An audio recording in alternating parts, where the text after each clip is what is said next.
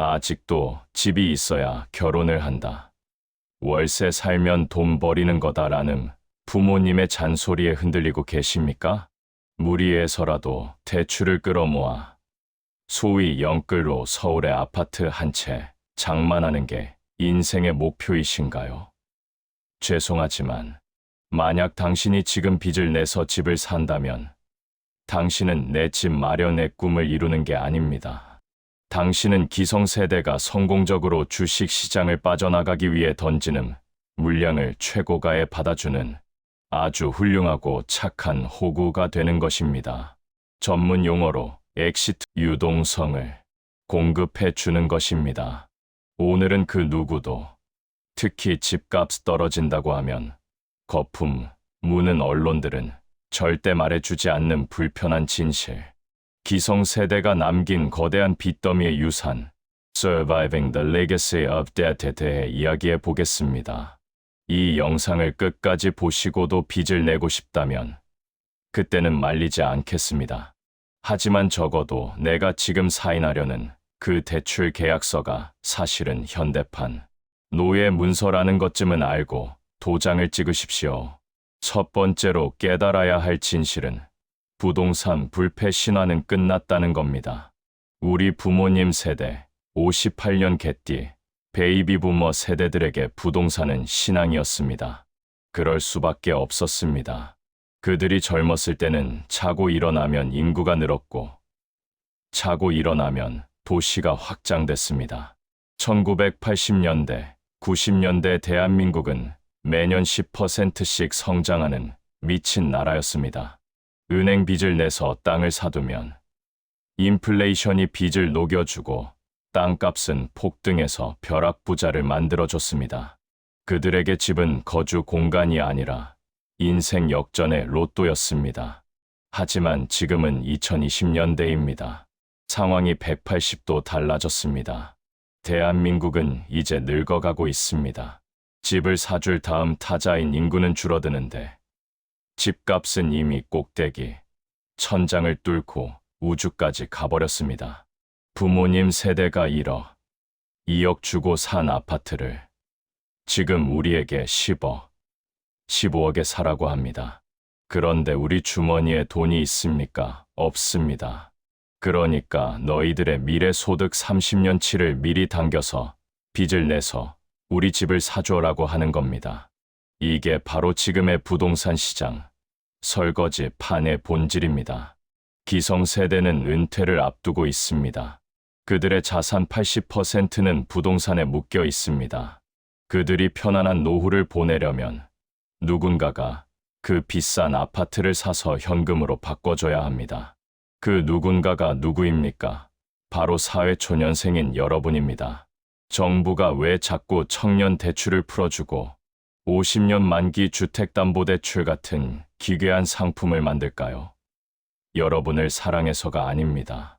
집값이 떨어지면 기성세대의 자산이 무너지고 은행이 무너지니까 청년들을 빚의 늪으로 유인해서 그 가격을 떠받치려는 것입니다.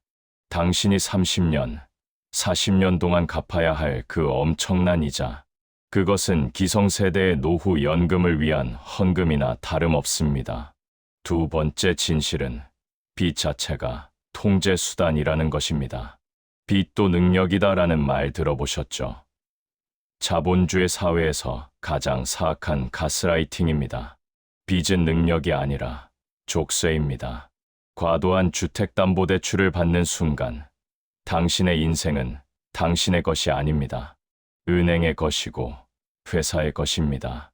매달 통장에서 200만 원, 300만 원씩 원리금이 빠져나간다고 상상해 보십시오. 당신은 회사에서 부당한 대우를 당해도 사표를 낼 수 없습니다.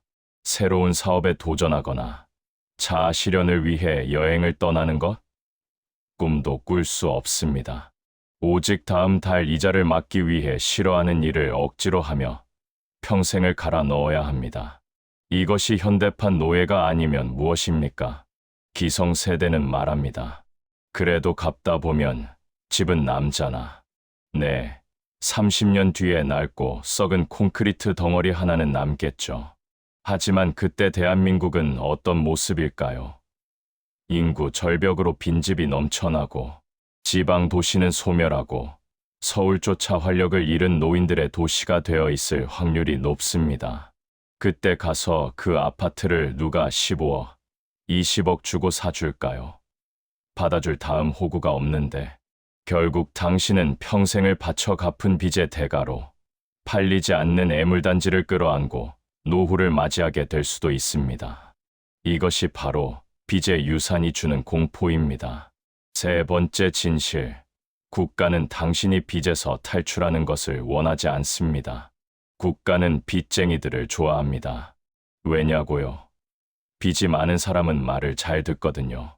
그리고 무엇보다 부동산 가격이 유지되어야 세금이 거칩니다. 취득세, 재산세, 종부세. 이 엄청난 세금들이 다 어디서 나옵니까? 높은 집값에서 나옵니다.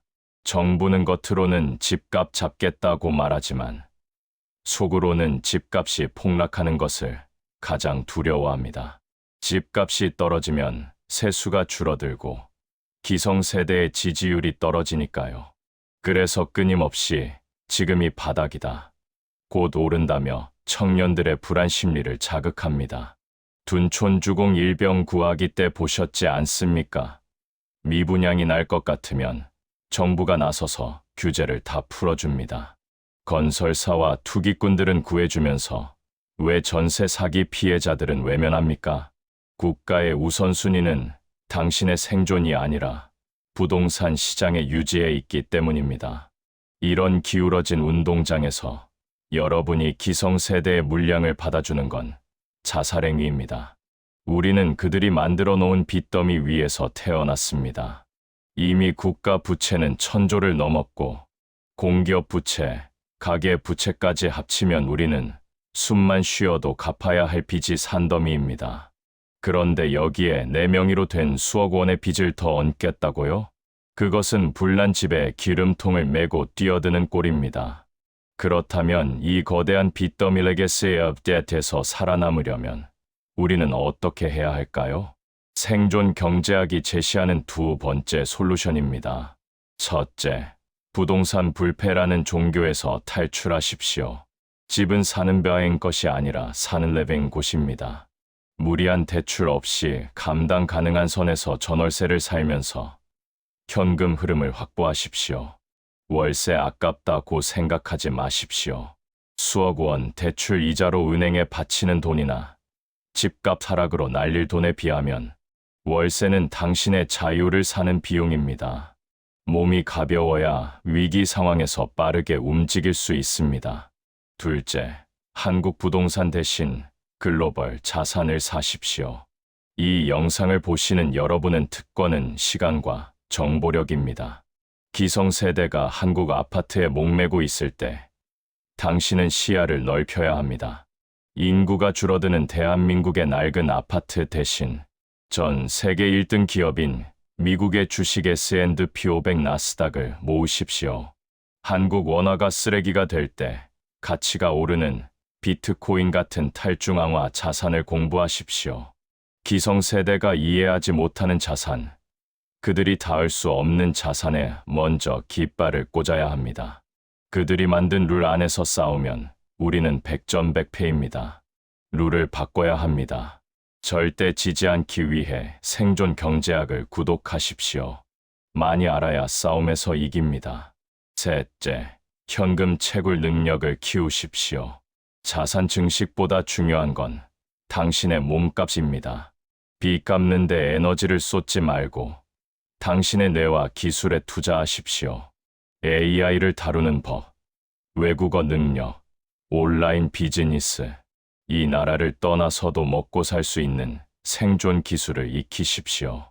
그것이 썩어가는 아파트 한 채보다 훨씬 든든한 노후 대비가 될 것입니다.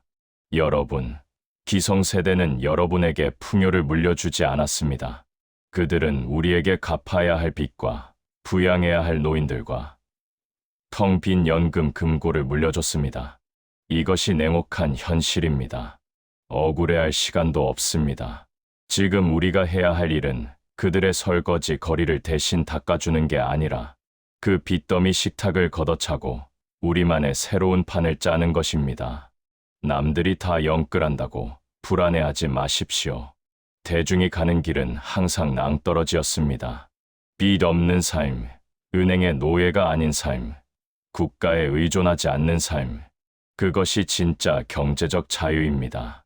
생존 경제학은 여러분이 이 미친 부채의 파도에 휩쓸리지 않도록 계속해서 팩트를 무기로 싸울 것입니다. 다음 영상에서는 그렇다면 구체적으로 한국 부동산을 버리고 어디에 투자해야 하는지 실전 포트폴리오를 공개하겠습니다. 부모님 말씀은 효도할 때만 들으시고 투자는 제발 본인 머리로 하십시오. 구독과 좋아요는 생존을 위한 필수입니다. 감사합니다.